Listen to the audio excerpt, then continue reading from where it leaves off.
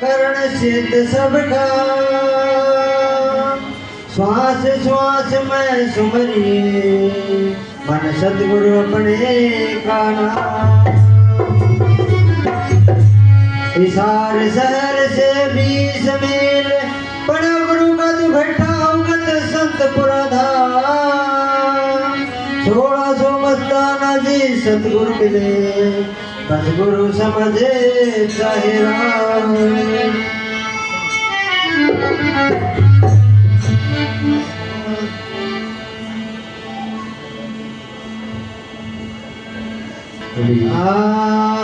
मैं दासन की दास तेरी मन का विश्वास मिटा दे।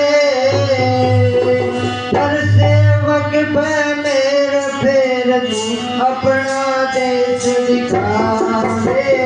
हर सेवक पे मेरे फेर तू अपना देश दिखा दे। मैं दासन की दास तेरी मन का विश्वास मिटा दे। हर सेवक पे मेरे फेर तू अपना देश दिखा दे।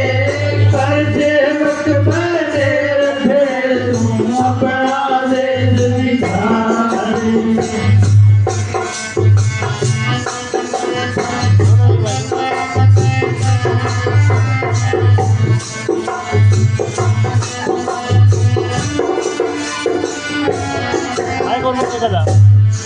मैं गंदे जल का नाला मिल गया रीत समुंदर के। तुमने हमें बिठा कर दिखला दे इस कटके मंदिर के। गंदे जल का नाला मिल गया रीत समुंदर के। हमें बिठा कर दिखला दो इस कटके मंदिर के। तर बोलो अंदर के सतगुरु की परख करा दे। कर सेवक पर मेरे फेर तुम अपना देश दिखा दे। कर सेवक पर मेरे फेर तुम अपना देश दिखा दे। मैं दासन की दास तेरी मन का विश्वास मिटा दे। कर सेवक पर मेरे फेर तुम अपना देश दिखा दे। कर सेवक पर मेरे फेर तुम अपना देश दिखा दे।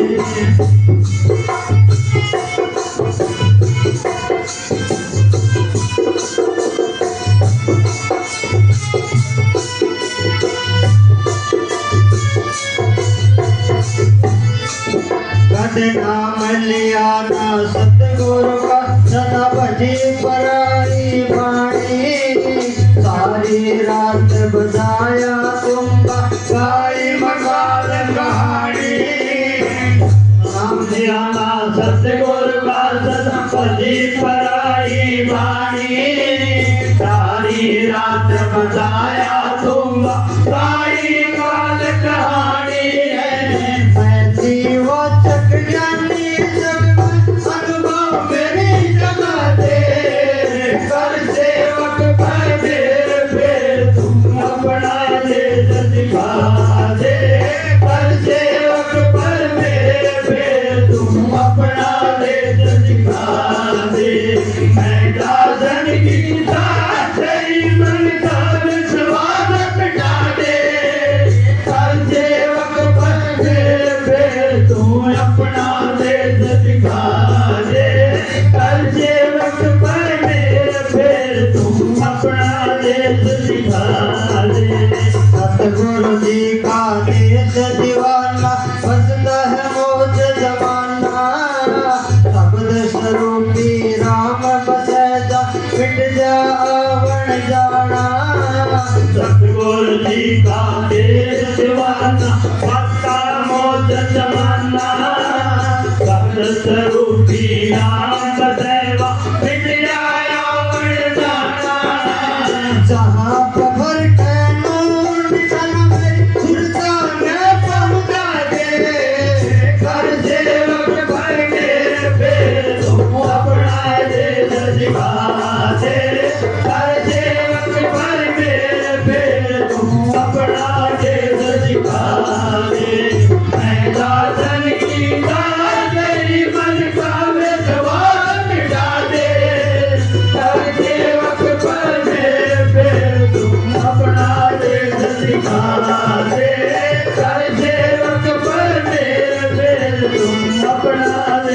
सिखाए।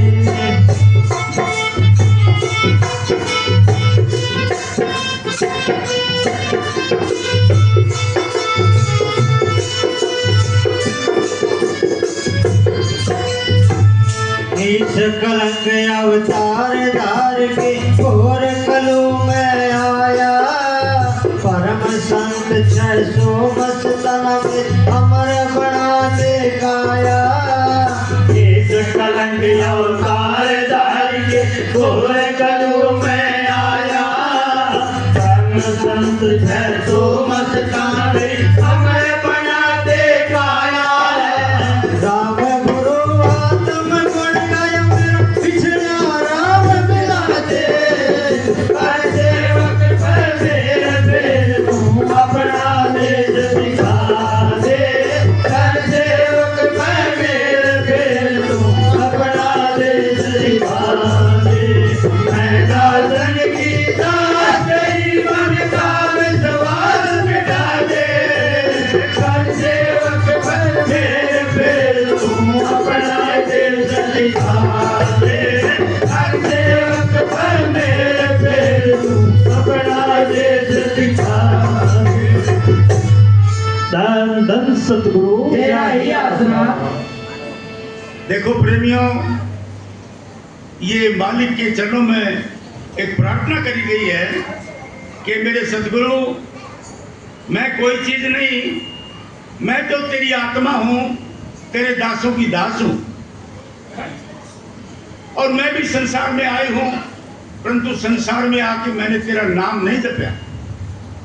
अनेकों जन्म धारण किए और जन्म धारण कर करके बहुत नरकों में भी गई, स्वर्गों में भी गई, 84 के अंदर भी गई, लेकिन मेरा उद्धार नहीं होया। अब की बार मैंने फिर जन्म लिया है, मैं आपकी शरण में आई हूं, अब आप मेरा उद्धार करते हैं। क्योंकि जब तक जीव संतों की शरण में नहीं आता, इसका उद्धार नहीं हो सकता। जीव आत्मा को ही कहते हैं, आत्मा जीव है तो परमात्मा का रूप, लेकिन जीव क्यों कहलाती है? क्योंकि इसने मन का साथ ले रखा है, इंद्रियों का साथ ले रखा है, और दुनिया के कर्म कांड में उलझी हुई है, इस कारण ये जीव कहलाती है। और जब ये अपने आप को जान जाएगी कि मैं तो आत्म स्वरूप हूं, मैं कोई छोटी वस्तु नहीं, मैं परमात्मा की बेटी हूं, तब ये भी परमात्मा का रूप हो जाए। इसलिए आज संसार में आत्मा धक्के खा रही है, मन के साथ मन और आत्मा की गांठ लगी हुई है, और मन इसको रामखोर जगह जगह पर धक्के दिलवा रहा है, नशों में, विषयों में, विकारों में इसका जन्म बर्बाद कर रहा है। तो संत समझाते हैं कि भाई इस मन को तुम सत्संग में ले चलो, मां इसको सत्संग सुनाओ, और जब तुम्हारा मन मान जाए तो संतों से उपदेश ले, राम नाम पूछो, और गुरु के 3 वचन अकल रखो। शराब नहीं पीना, मांस मिट्टी अंडे मछली नहीं खाना, गैर आचरण नहीं करना। ये गुरु के 3 प्रेत मान के नाम की कमाई करो घर आके, तुम्हारा दिन दिन काम बढ़ता चलेगा, सवाया होता चलेगा, आत्मा बलवान होती चलेगी। और जब आत्मा अंदर वाले शब्द के साथ जुड़ेगी तो फिर तो वाह वाह है। सिमरन से अति उत्तम शब्द है, लेकिन सिमरन पहले जरूरी है। सिमरन करके आत्मा दोनों आंखों के पीछे आ सकती है, दोनों आंखों के पीछे आए बगैर इसको शब्द से मुलाकात नहीं हो सकती। शब्द अंदर खड़ा है, जिस शब्द ने संसार बढ़ाया है वो शब्द दोनों आंखों के पीछे खड़ा है। गुरु नानक साहब की वाणी बात है, शब्दे धरती शब्दे आकाश, शब्दे शब्द भयो प्रकाश, सगली सृष्टि शब्द के पाछे, नानक सोई शब्द घटो घटाचे। कि वो शब्द तुम्हारे घट में गूंज रहा है, बोल रहा है। लेकिन हम तो दुनिया के राग गाते हैं, दुनिया के रागों से मालिक खुश नहीं होता। मालिक का ही गुणगान करोगे तब खुश होगा, और उसके निज नाम के साथ, सार नाम के साथ आत्मा जुड़ेगी तब वो खुश होगा। हम तो ब्रह्मा विष्णु शिव जी के नाम लेते हैं, अरे ये तो देवता थे, परमात्मा नहीं थे, ये तो रचना करने वाले थे संसार की। ब्रह्मा जी रजोगुण शक्ति थे, विष्णु सतोगुण और शिव महाराज तमोगुण। एक रचना करने वाला, एक पालन करने वाला, एक संहार कर देने वाला, ये 3 देवता थे। लेकिन मुक्ति तो इनके हाथ में नहीं थी, मुक्ति तो संतों के हाथ में है। इसके बाद त्रेता युग में रामचंद्र जी चले आए, उन्होंने भी अपना ही नाम, अपनी घराड़ी का अपना नाम जपाया सीताराम। सीता उसी घराड़ी का नाम था और राम उन्हें कहा कर दे। लेकिन आत्मा का उद्धार तो नहीं होया, आत्मा सतलोक में तो नहीं पहुंची। फिर द्वापर युग में कृष्ण जी आ गए, उन्होंने राधा कृष्ण का नाम जपाया। इसने भी अपनी घराड़ी का नाम आगे रखा, आपका नाम बाद में रख दिया। तो ये भी परमात्मा का नाम नहीं था। यानी परमात्मा किसी से शादी नहीं करवाता, वो अनजाया है, किसी माता बहन से उसने जन्म नहीं लिया, वो है ही सदा का। कबीर साहब ने बोला है, 56 खसम करे कुंवारी ने, 68 तीर्थ नहाए, सारे गुरु मिले मन अंधे, अब रास्ता कौन बताए। बेटी झगड़े बाप से, अनजायो पर लिया, अर्जे अनजायो पर नहीं मिले तो तेरो मेरो ब्याह। बेटी कौन है? सुरत आत्मा। ये संत से बोलती है कि मुझे अनजाए पति की जरूरत है। जब लगे अनजाया पति नहीं मिलेगा मैं शादी नहीं करवाऊंगी, नहीं तो मैं तेरे साथ शादी करूंगी।